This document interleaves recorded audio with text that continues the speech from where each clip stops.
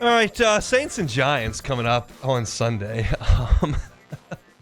Not exactly the most appetizing NFL game that you'll have all season long. If I was putting this in my Friday tiers list, this one would go in 4. The Giants have just been brutal. The Saints kind of had their playoff hopes, slim as they may have been, sapped on Sunday. They couldn't get it done against the Rams. Mathematically, you can make a case for it. I'm not going to do it. But I will talk about this game because the Saints are going to play a football game on Sunday, and we'll talk about it. But I want to start with the Giants so you as Saints fans know what you're getting into here. The Giants have lost 7 straight games. Their quarterback was demoted to 4th string and then said, please cut me. So they did. And then their backup quarterback got hurt right before he was supposed to play in Dallas. That's, of course, Tommy Cutlets. And they went to Drew Lock, and things weren't great. On Thanksgiving, they lose the game. So now you come back, and they've had 10 days off, and you got Giants and Saints. Now, the Saints have been decent on defense the last month. They've held their last 4 opponents to under 24 points. That's decent.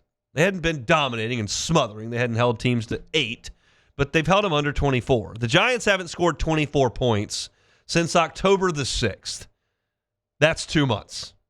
So I would imagine the Saints should be able to keep the Giants under 24 points. I mentioned Drew Lock is going to start. He's had 10 days to prep. He did not back for that game against the Cowboys.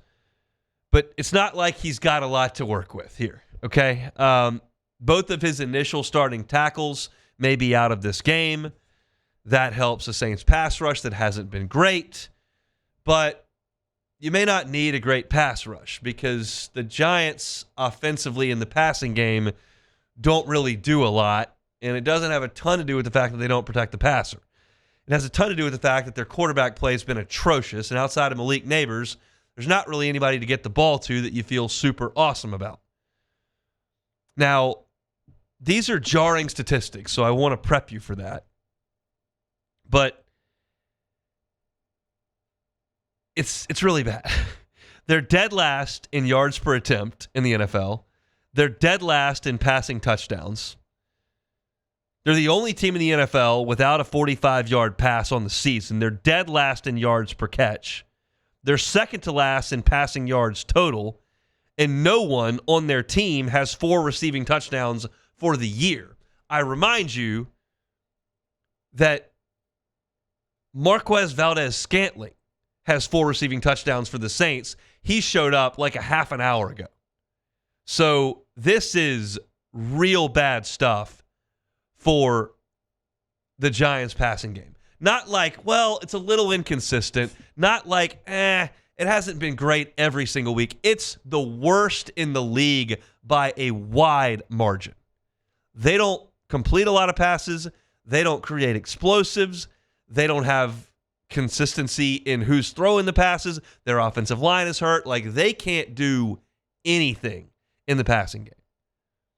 Now, the Saints, although we like to suggest that the Saints have done a great job of drafting and developing corners,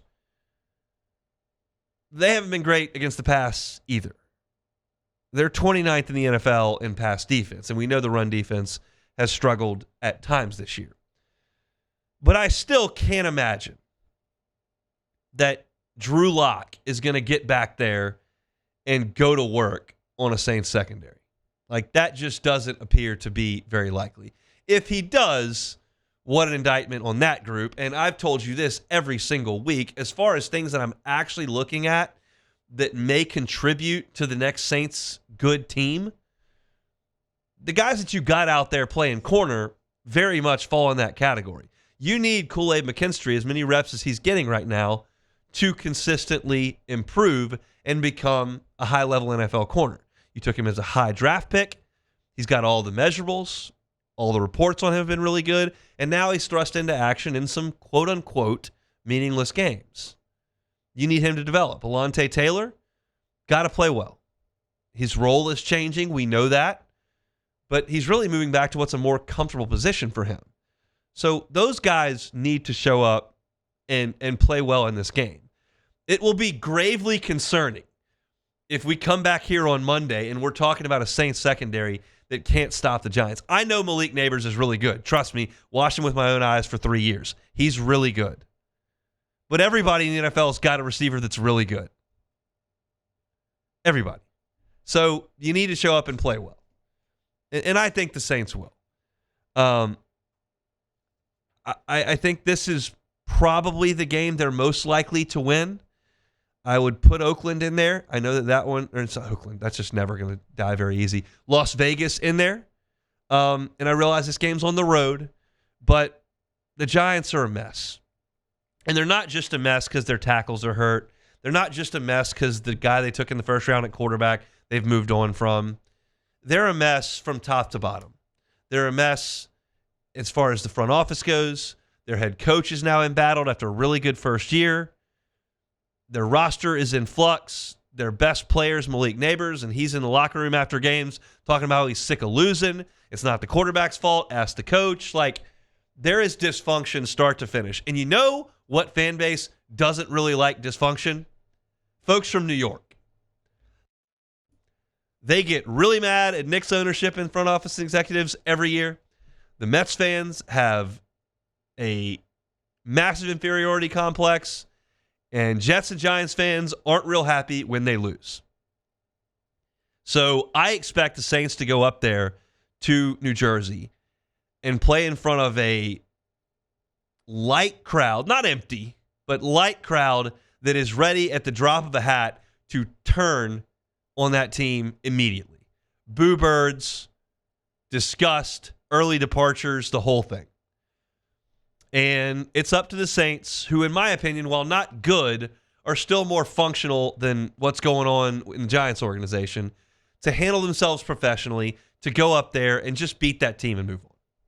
Like, that's what I think is going to happen. I told you Tuesday that I was ready for the Saints in their best interest to lose all their games. And I still feel that way. And I realize that rubs Saints fans the wrong way, and that's not my intention. I'm trying to get the Saints to be really good again. And I'm trying to get draft picks. But my expectation is that the Saints, that are still functional if depleted, are in a better spot than the completely dysfunctional Giants. And I expect it to play out that way on Sunday. If it doesn't, that's a red flag, and it probably eliminates Darren Rizzi from any conversation about being a realistic candidate to be the next head coach of the New Orleans Saints without the interim tag. Hey, it's Hunt. Thanks for watching Hunt on Saints. Before you leave, help us out a little bit. Hit that like button, leave your comments in the section below, and hit that subscribe button so you get all our content right here from Hunt on Saints. We'll see you next time.